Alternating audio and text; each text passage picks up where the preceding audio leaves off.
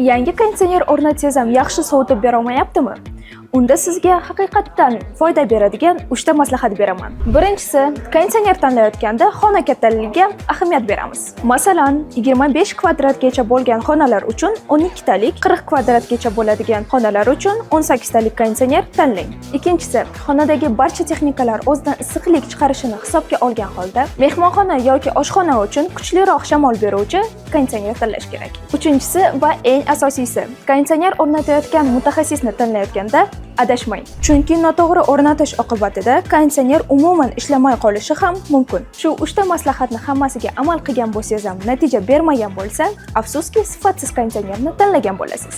Har yili ta'mirlashga pul sarflashni xohlamasangiz, Hoffman siz uchun 3 yillik kafolat va o'rnatish uchun yuqori darajadagi servis xizmatini taklif qiladi. Bu videoni konditsioner olmoqchi bo'lib yurgan tanishingizga yuborib qo'ying.